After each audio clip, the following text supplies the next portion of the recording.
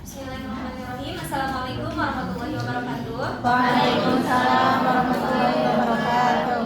Saya Deddy Saskia dengan nomor induk mahasiswa 12 440 10017. Nah, di sini saya akan menjelaskan mengenai sejarah peradaban Islam di Madinah.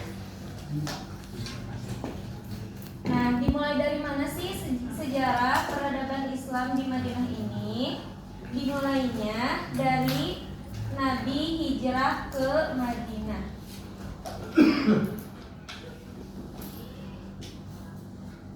Nah,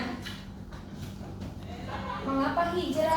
Ada alasannya dong pasti. Alasan hijrahnya yang pertama itu karena mendapat perlakuan tidak baik dari kaum Quraisy di Mekah. Nah, jadi pada waktu Nabi Muhammad SAW sedang berdakwah secara terang-terangan ya di Mekah, beliau itu sampai dilempari dengan batu oleh kaum kafir Quraisy di sana. Nah, makanya beliau itu lebih memilih untuk hijrah. Yang alasan yang kedua itu karena perintah Allah Subhanahu wa taala, karena sudah diperlakukan tidak baik oleh kaum kafir Quraisy di Mekah, maka Allah Subhanahu wa taala memerintahkan Nabi untuk hijrah ke Madinah. Selanjutnya alasan yang ketiga itu karena tak kuat menyebarkan ajaran Islam di Madinah. Nah, kemudian setelah alasannya, gimana perjalanan hijrahnya? Nah, perjalanan hijrah Nabi dari Mekah ke Madinah ini dengan cara sembunyi-sembunyi ya, tidak terang-terangan, karena Nabi itu dibenci gitu ya oleh kaum kafir Quraisy. Makanya beliau sembunyi-sembunyi karena takut ada hal-hal yang tidak diinginkan. Beliau malam-malam mendatangi kediaman Abu Bakar As-Siddiq. Nah, setelah itu melakukan perjalanan. Saat melakukan perjalanan, beliau itu sempat bersembunyi dahulu di Gua Sur karena ada pengejaran lah ya dari kaum kafir Quraisy. Nah, setelah bersembunyi di dalam gua, Nabi itu juga singgah dulu di Kuba selama 4 hari. Nah, beliau di sana mendirikan masjid yang kita kenal dengan Masjid Kuba. Selanjutnya di sana juga di kota Kuba, Nabi ini bertemu dengan Ali bin Abi Thalib. Nah, kemudian setelah perjalanan beberapa lama ya, kan udah pakai kendaraan kan, maksudnya udah pakai mobil atau motor, jadi lama gitu ya.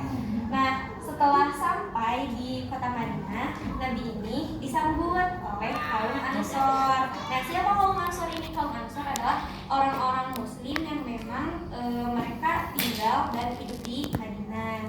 Nah, dengan cara apa penyambutannya? Dengan nasyid yang sudah kemarin ya dijelaskan. Bagaimana nasyidnya? Tahu kan?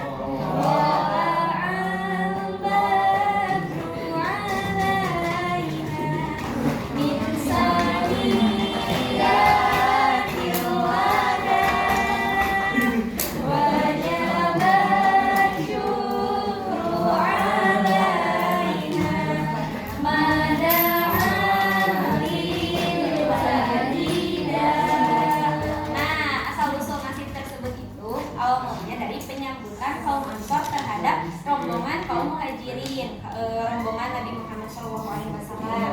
Nah, kemudian setelah beberapa lama tinggal di Madinah, barulah Nabi meletakkan dasar-dasar masyarakat Islam di Madinah.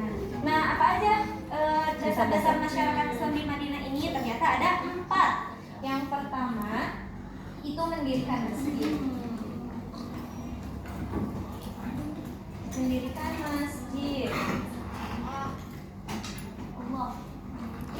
Mendirikan masjid. Nah, karena sebelum adanya Islam itu bangsa Arab mereka mempunyai kebiasaan untuk membuat suatu tempat yang dijadikan sebagai tempat berbagai macam kegiatan. Nah, maka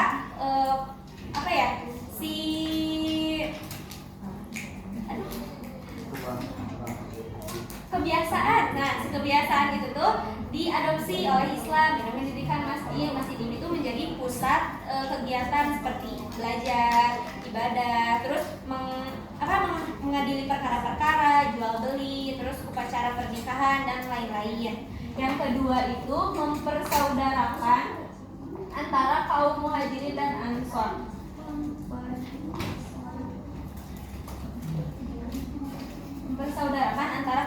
Muhajirin dan Ansor ya. Nah, siapa aja yang Rasul persaudarakan antara kaum Muhajirin dan Ansor ini? Yang pertama, Rasulullah SAW sendiri itu beliau mempersaudarakan dengan Ali bin Abi Thalib. Kemudian yang kedua ada Abu Bakar As-Siddiq dipersaudarakan dengan Khadijah bintul Khair. Yang ketiga ada Ja'far bin Abi Thalib dengan Mu'az bin Jabal dipersaudarakannya, dan masih banyak lagi. Itu hanya ya 3 contoh saja.